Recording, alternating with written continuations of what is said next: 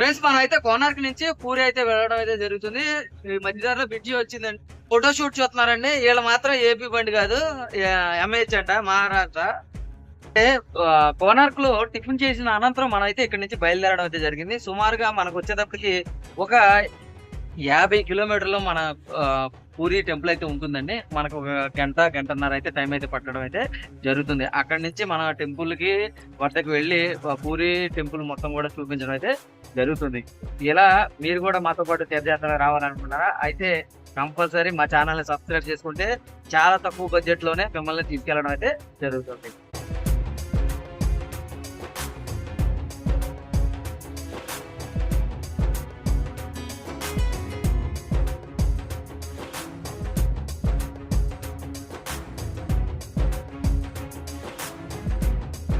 పూరి అయితే రీచ్ అయిపోయామండి. ఇక్కడ వచ్చేటప్పటికి ఫ్లైఓవర్ దిగగానే రైట్ సైడ్ లో మనకి బస్ స్టాండ్ అయితే ఉంటుంది. బస్ స్టాండ్ లో మన వెహికల్ బస్ అయితే పార్కింగ్ చేసిన తర్వాత ఇక్కడ నుంచి ప్రైవేట్ వెహికల్ మీద వెళ్ళాలి.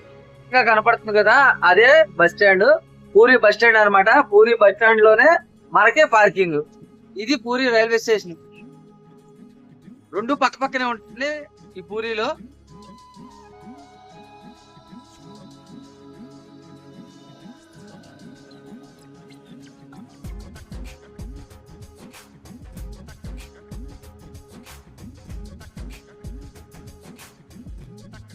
చూస్తున్నారు కదండి, ఇదే పూరి బస్ స్టాండ్.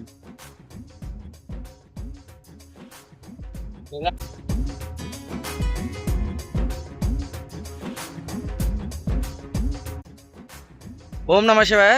మనమైతే ఇప్పుడు పూరి అయితే రావడం అయితే జరిగిందండి. కోనార్క్ టెంపుల్ లో టిఫిన్ చేసి ఇప్పుడు సుమారుగా అయితే 11:30కి అయితే ఈ పూరి క్షేత్రానికి అయితే రావడం అయితే జరిగింది. బస్సుల ద్వారా అయితే వచ్చాము.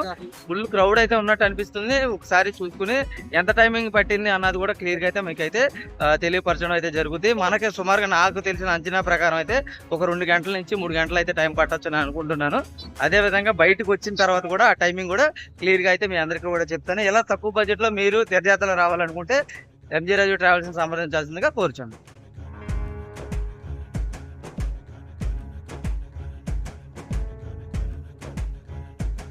ఓం నమ శివాయ. మనం అయితే ఇప్పుడు చూస్తున్నాం కదండి, పూరి రథయాత్ర మహోత్సవానికి సిద్ధమవుతున్న రథాలను మనం అయితే చూస్తున్నాం అనమాట. ముందుగా మేము 4 రోజుల ముందు వచ్చి ఎంతో భాగ్యం అయితే చేసుకోవడం అయితే జరిగింది. ఇప్పుడు నేరుగా ఆ రథాలని మనం అయితే మన కళ్ళారా చూడడం అయితే జరుగుతుంది. ప్రతి ఒక్కరు కూడా, మీరు కూడా చూడొచ్చు. ఆ రథాన్ని ఎలా తయారు చేస్తున్న దృశ్యాలు మనం అందరం కూడా చూడొచ్చు అనమాట.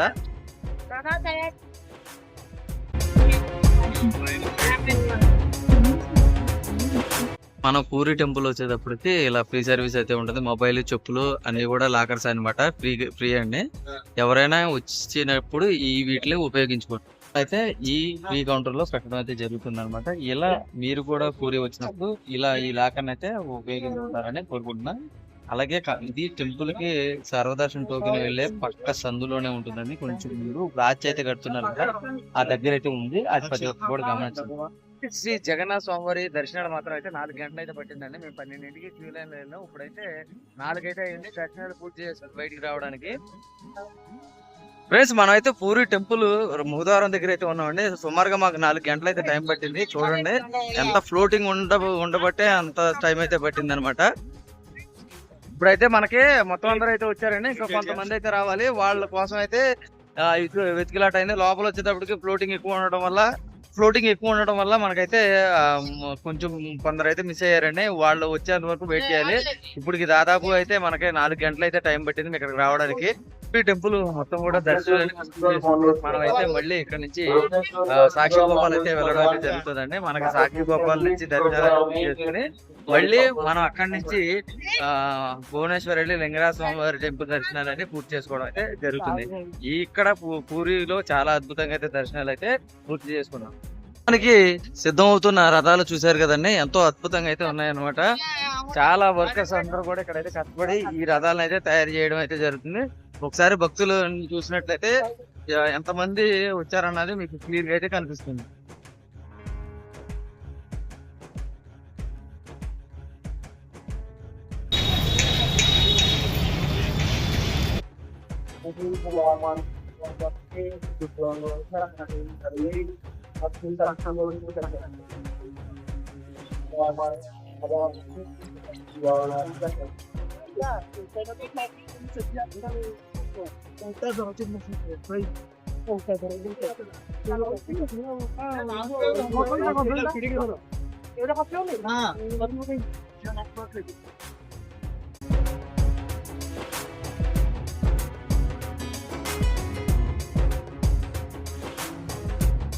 దర్శనాలను పూర్తి చేసుకున్న తర్వాత సాక్షి గోపాల్ అయితే రావడం అయితే జరిగిందండి. ఈ సాక్షి గోపాల్ కూడా టెంపుల్ అయితే చూపించేయడం అయితే జరుగుతుంది. సాక్షి గోపాల్, సాక్షి గోపాల్ చాలా అద్భుతంగా ఉంటుందండి ఈ టెంపుల్. టెంపుల్ అయిన భువనేశ్వర్లో ఉన్న శ్రీ లింగరాజ స్వామి టెంపుల్ అయితే రావడం జరిగింది. మనమైతే భువనేశ్వర్లో ఉన్న లింగరాజ స్వామి వారి టెంపుల్కి అయితే రావడం అయితే జరిగిందండి. చాలా చాలా అద్భుతంగా ఉంటుంది ఈ టెంపుల్. ఇది 4వ టెంపుల్ అనమాట. టైమింగ్ వచ్చేటప్పుడు 9 వరకు ఉంటుంది. ఎవరైనా తెలియకపోతే కంపల్సరీ ఈ విషయం తెలుసుకోవాల్సిందిగా కోరుచున్నాం. మనమైతే భువనేశ్వర్లోనే శ్రీ లింగరాజ స్వామి వారి టెంపుల్ అయితే చాలా అద్భుతంగా దర్శనాలు అయితే చేసుకోవడం అయితే జరిగింది. ఇక్కడ టైమింగ్ వచ్చేటప్పటికి 9:30 అయితే టెంపుల్ అయితే క్లోజ్ చేస్తారు. ఆ టెంపుల్ టైమింగ్ అయితే ప్రతి ఒక్కరు తెలుసుకోవాల్సిందిగా కోరుచాను అనమాట. ఇప్పుడు సుమారుగా మాకు హాఫ్ అన్ అవర్లో ఈ 70 మందికి అయితే దర్శనాలు అన్ని పూర్తి చేసుకోవడం అయితే జరిగింది. ఇప్పుడు టిఫిన్ చేసిన అనంతరం మనం అయితే అరసవిల్లి అయితే వెళ్ళడం అయితే జరుగుతుంది. ఓం నమః శివాయ.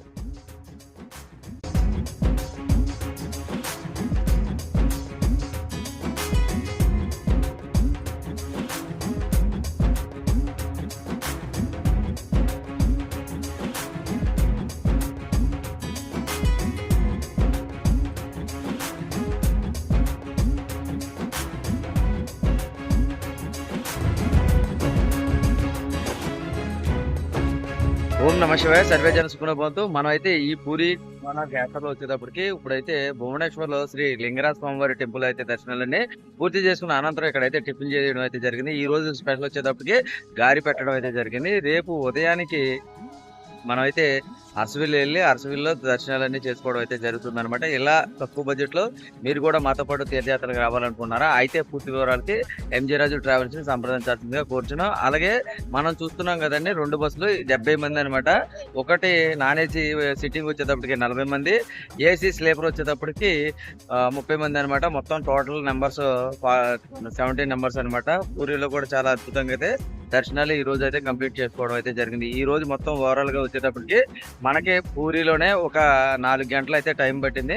మిగతా టెంపుల్ మొత్తం కూడా చాలా సింపుల్ గా అయితే ఈ రోజు అయితే దర్శనాలు క్లియర్ అయితే అయినాయి అనమాట. మరి ఒక నెక్స్ట్ వీడియోతో మళ్ళీ కలుసుకుందాం. ఈ రోజు వరకు అయితే ఈ డే వరకు మీకైతే పూర్తి వీడియో అయితే పెట్టడం అయితే జరుగుతుంది. ఓం నమః శివాయ.